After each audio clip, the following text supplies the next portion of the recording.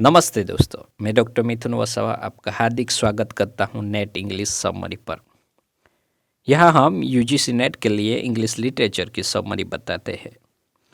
आज हम बात करेंगे मिडल एज के एक इम्पोर्टेंट पोएट विलियम लैंगलेट के बारे में। सबसे पहले हम विलियम लैंगलेट से जुड़े कुछ PYQs देख लेते हैं जो यूजीसी नेट में पूछे गए थे।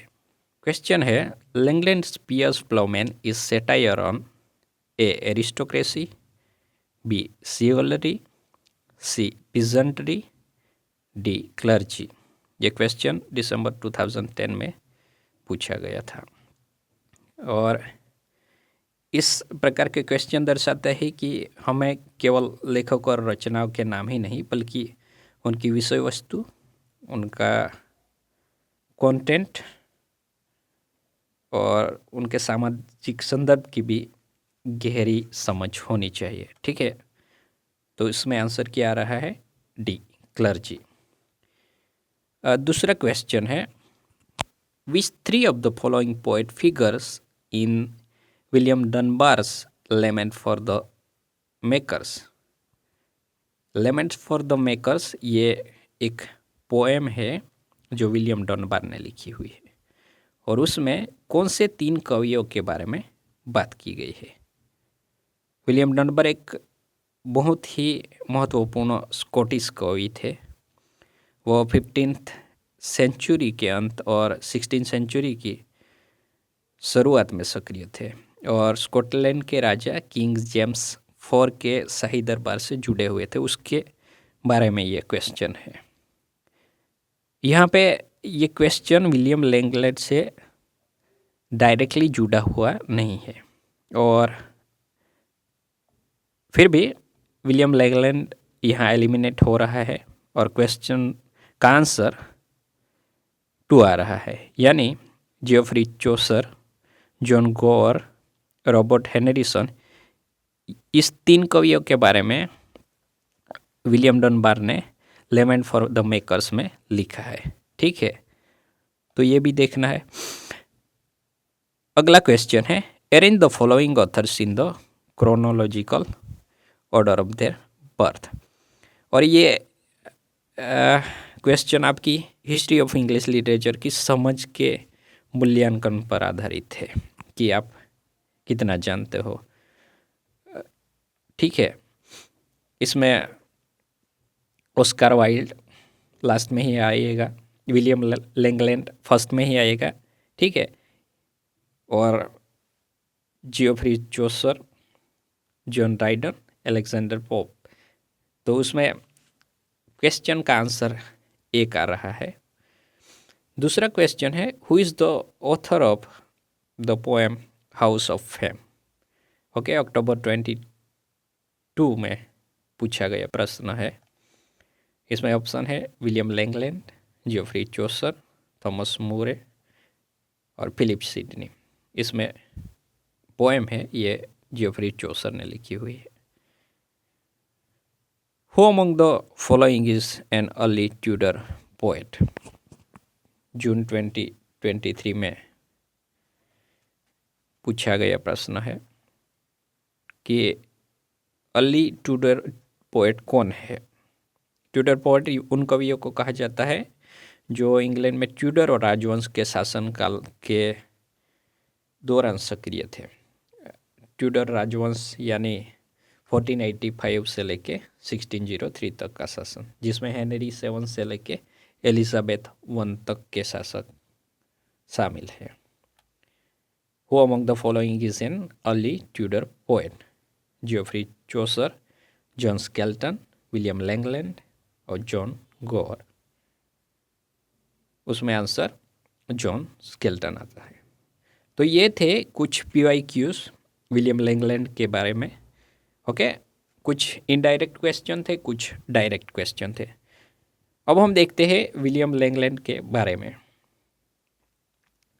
ऐसा माना जाता है कि विलियम लैंगलैंड ने ही पियर्स प्लाउमैन पोएम को लिखा था और मिडल इंग्लिश अलिटरेटिव वर्स का वो प्रमुख कवि भी है। उनकी ऑथरशिप को 1920s में स्वीकार किया गया, जिसका मुख्य प्रमाण ट्रिनिटी कॉलेज डबलिन में मिली पियर्स प्लोमेन की मैन्युस्क्रिप्ट थी। और उस मैन्युस्क्रिप्ट में किसी जगह पे यह लिखा गया था कि वो स्टेसी दे रोकेल के बेटे थे।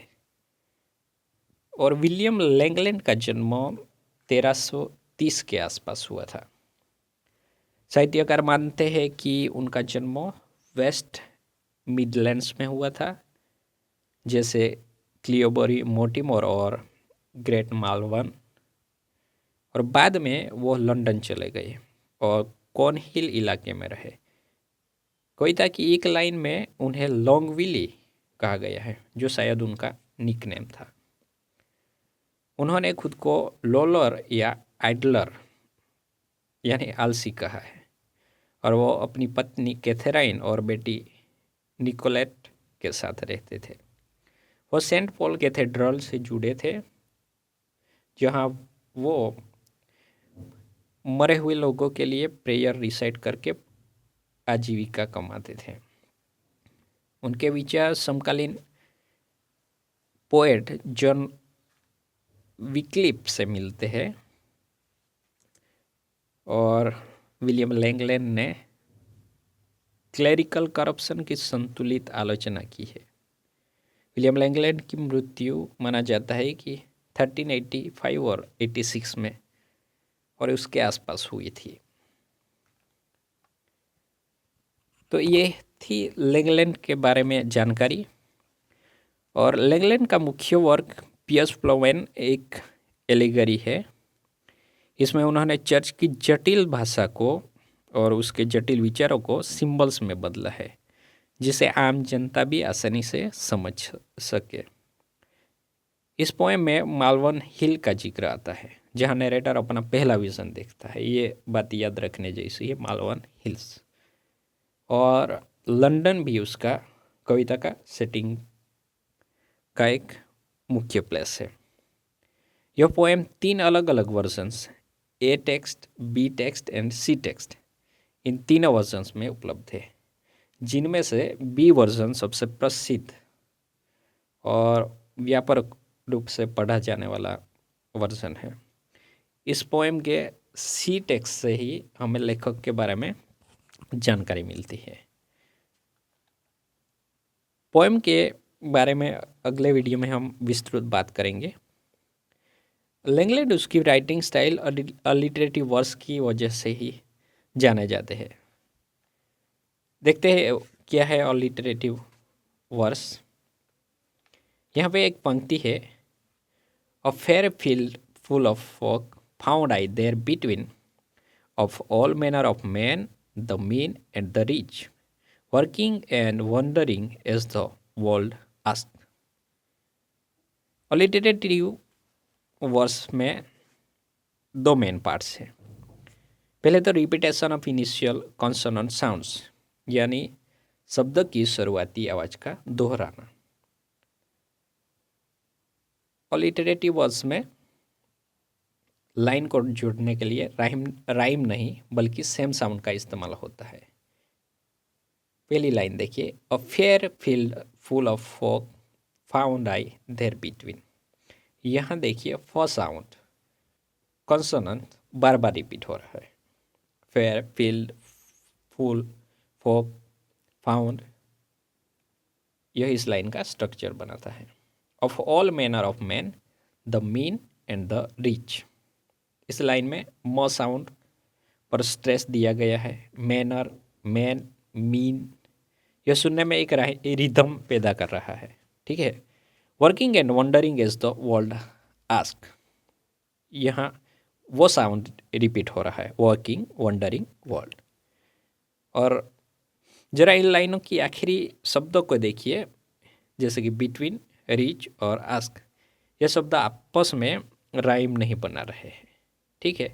तो ये है अलिटरेटिव वर्स की स्टाइल। ठीक है। तो दोस्तों, ये थी विलियम लैंगलैंड के बारे में यूजीसी नेट के लिए कुछ बातचीत। अगर आपको यह जानकारी पसंद आई तो वीडियो को लाइक करें, चैनल को सब्सक्राइब करें और कमेंट में अपनी राय बताइए। अगले वीडियो में हम प्रायस फ्लोमैन कविता के बारे में विस्तृत बात करेंगे।